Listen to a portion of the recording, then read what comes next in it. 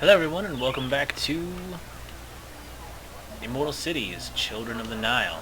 So as you can see, we came back right when Pharaoh has died. Hopefully there was someone tending to the funerary service. It doesn't appear to be.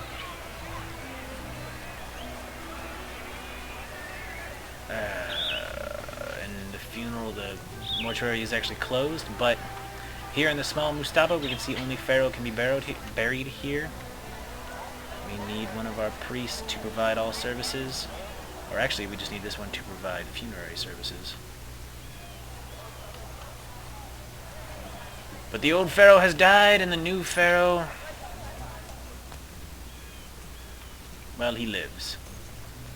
But we need this priest to get in here and open up this mortuary so that we can bury the old Pharaoh.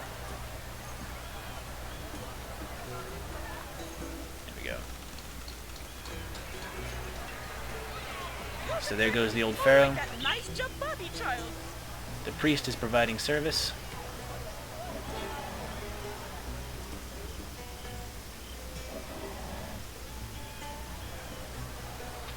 Speed this up a tiny bit. And then they will take Pharaoh to be entombed in his final resting place, which is this small mastaba. A Pharaoh is buried here. And as you can see, that actually boosted the prestige of this mastaba from 1 to 4. So, like I said in the previous episode, if you do not have that available, it gets bad. You lose a lot of prestige for not being able to properly bury one of your pharaohs. But last episode, I said we would actually be talking about scribes this time and the services that they can provide. Give me a sec. All right, sorry about that. So, what was I saying? Oh, right. So, scribes. So, this year, we're actually going to start off very, very simple. We need to go ahead and build a scribe. I'm going to go ahead and build him right here. The reason for that, so scribes are pretty essential. Let's actually go ahead and unpause this. Scribes will go out and they will count all of the crops that are planted, and then they allow us to tax our nobles. Now, it's not showing up this time. Last year only one noble evaded taxes, but there was a time when like half of my nobles were, well, before I built these two, like 3 of these guys were evading taxes. So those shenanigans need to stop.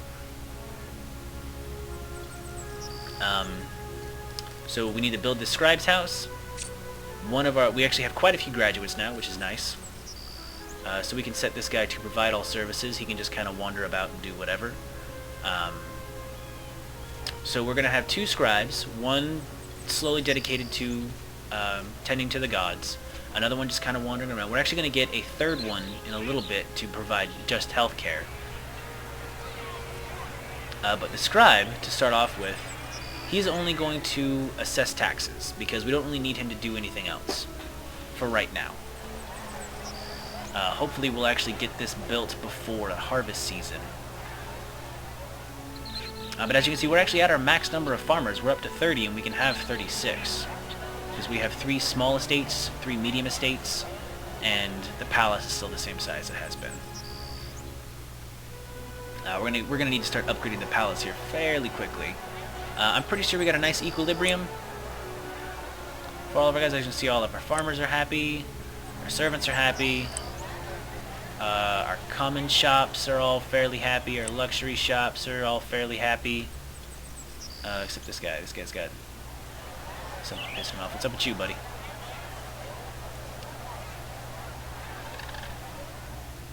The furniture shop is not doing well.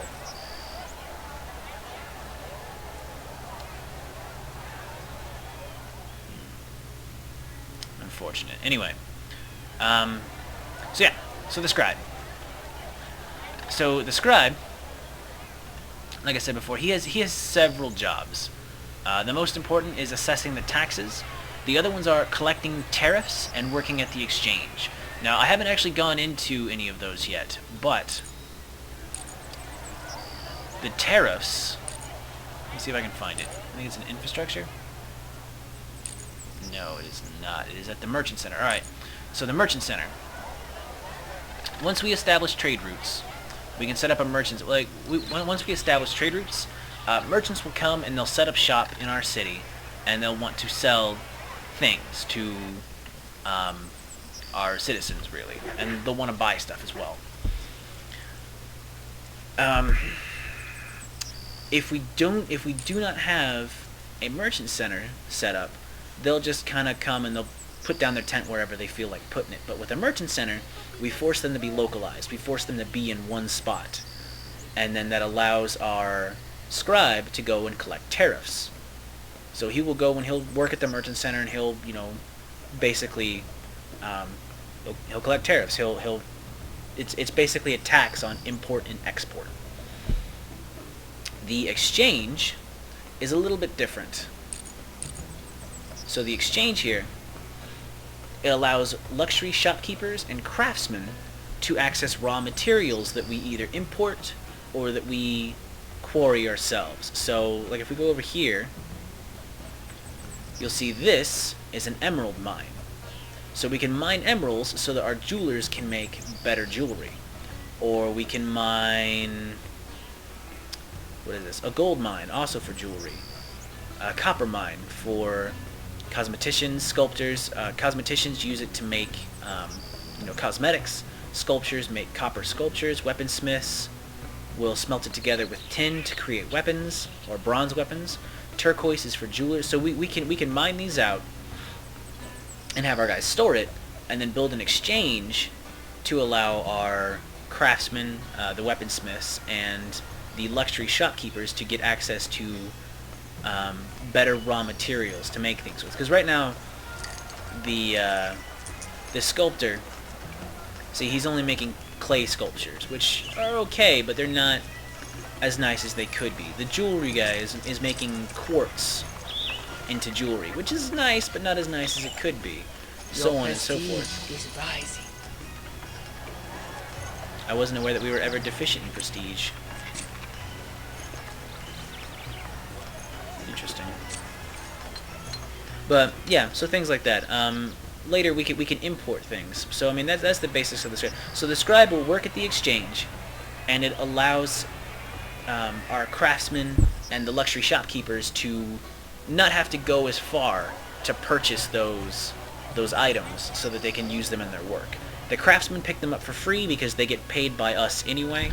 The luxury shopkeepers have to pay us with food, have to pay the government, have to pay me, the pharaoh, with food in order to get access to those materials. As you can see, we're actually coming along quite nicely. We have a couple of medium estates, a lot of medium estates really. We only have 2 small estates left.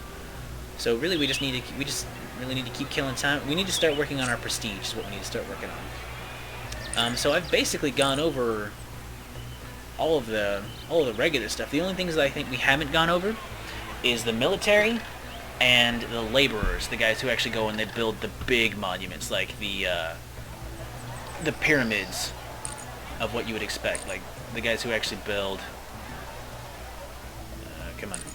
monuments, pyramid, who actually build the pyramids, or who build the statues, or the guys who actually build the really impressive monuments. I haven't gone into how to set up those, or how to set up, where is it? How to quarry like basalt or any of that other stuff. But we'll get into that later.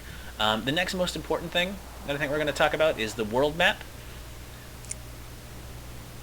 and how to set up envoys, and really how to communicate with the outside world. But that will have to be next time, because I'm trying to keep these short, or as short as possible. So, thank you very much for watching, and join me next time on Immortal Cities, Children of the Nile.